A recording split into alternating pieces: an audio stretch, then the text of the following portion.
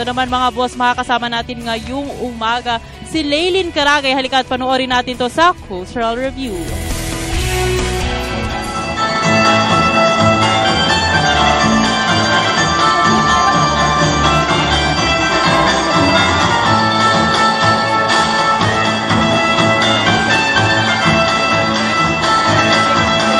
Good morning mga boss! Ito ang 12th International Festival of Language and Culture.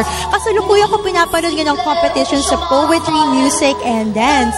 Kaya naman ang layunin ng programa na ito ay mapalakas ang cultural ties ng Philippines and Turkey. Kaya mga boss, samahan niyo ako at panoorin ito.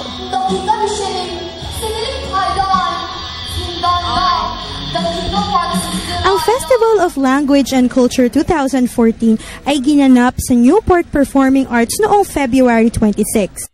Ito ay isang malaking event na inorganize ng ICAD Foundation, its schools, and in partnership with the Department of Tourism. Layunin ng event na ito na i-promote ng awareness sa lengguwahe at kultura ng Turkey sa ating bansa at sa buong mundo. Today we are gathered here, Turkish and Filipino cultural and language show. The folk dance, singing and poem, they will be for the biggest competition end of the first week of June in Turkey. There are international competition, they will be joining this one. Please watch this program, that's who will be winner, will be Turkey international program, which will be joined from 160 countries, Constantines. So all of please to look to watch this program. Maybe we can find chance for to represent Filipino and Turkish culture together. Judging from the attendance tonight, you can see that a lot of them are excited to see the best of our culture and heritage, and I think the audience would enjoy the show tonight. Hangad din ng ating pamahalaan na pagtibayin ang diplomatic ties ng at ang bansang Turkey at pag-akit ng turismo sa ating mga tourist destinations. Ano naman po masasabi nyo pagdating sa culture differences or similarities natin dalawa? Well, you know, napaka-ancient ng culture ng Turkey, and of course they can trace their history 8,500 years back. And while we would like to claim to be able to have that kind of capacity, we are just getting there, no? This love of one's culture, this appreciation of one's history, etc. This is something that we want to see more of in the Philippines, and I think that's one of the things we can learn from them, how we can appreciate and love our culture and our history more from all levels. We will work very hard to get more awareness and appreciation for the Philippines so that more Turkish tourists will come here and more investors will come here. And through the help of festivals like this, then I think we will be able to achieve it faster than expected.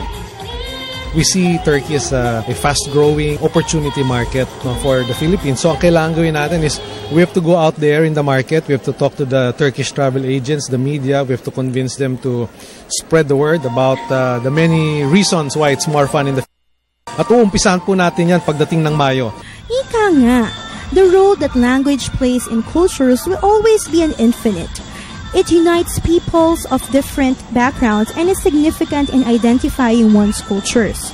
It is also an important tool that expresses a set of different interpretations around us. Language and cultures goes hand in hand for a better understanding of our concepts of reality and primarily to find a way to bridge the countries, the love and peace among nations. As a class, message na lang po para suportahan ang project na ito at ang mga susunod pa na proyekto. Sa ngalan ni Tourism Secretary Mon Jimenez, kami ay nakikiusap sa ating mga kababayan, sa lahat ng mga supporters na patuloy nating suportahan itong kampanya nating It's More Fun in the Philippines. Marami pa tayong pwedeng pagtulungan at ang kailangan is cooperation so that we reach our target of 10 million by 2016.